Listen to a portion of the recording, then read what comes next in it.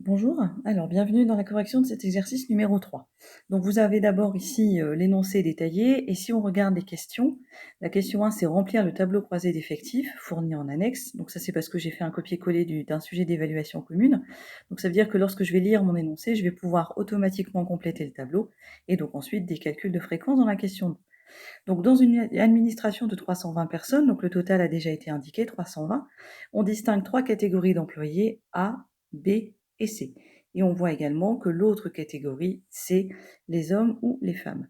On y dénombre exactement, globalement, 3/5 de femmes. Alors, dans ce genre de questions, il n'est jamais demandé de détailler les calculs. Là, je vais le faire si ça peut vous aider. Donc, ça veut dire que 3/5 des employés, donc des 320 employés, sont des femmes. Et donc, on obtient un total de 192. Par soustraction, il y a donc 128 hommes. La catégorie A compte 80 employés, donc ici 80, dont 40% de femmes. Donc pour avoir le nombre de femmes de la catégorie A, je dois donc effectuer le calcul 40% des 80 personnes de catégorie A, et ça donne 32. Donc ici, on a 32 femmes de catégorie A, et donc le nombre d'hommes est de 48.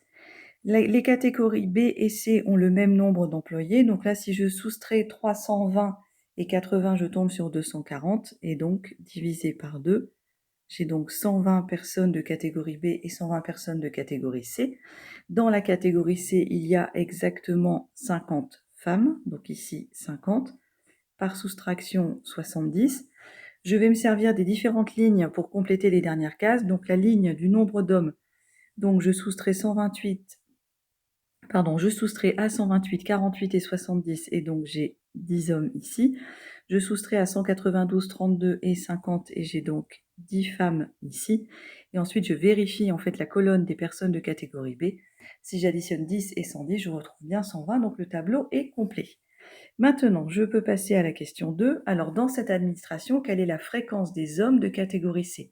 Là, la population de référence n'est pas précisée, ça veut dire que c'est parmi tout le monde, d'accord? Donc, quelle est la fréquence des hommes de catégorie C?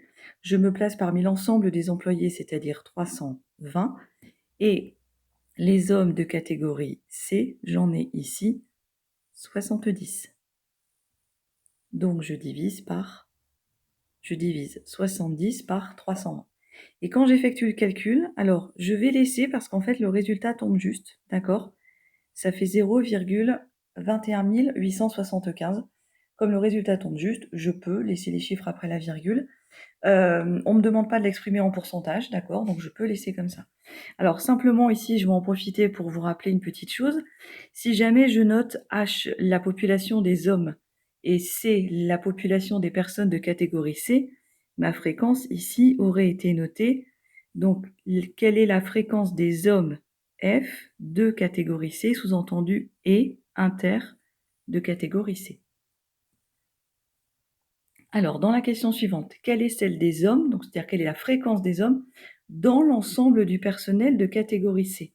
Donc cette fois-ci, je ne me place plus dans la population totale, mais dans le personnel de catégorie C. Donc ça veut dire que cette fois-ci, je vais diviser par 120. Et dans ces 120, il y a combien d'hommes de catégorie C? Il y en a toujours 70. Donc ma population de référence change. Et là, par contre, ça ne tombe pas juste. Donc là, je vais arrondir.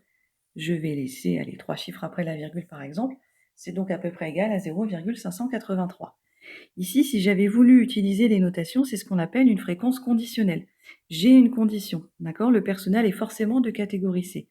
Donc, quelle est la fréquence des hommes F de H dans l'ensemble du personnel de catégorie C?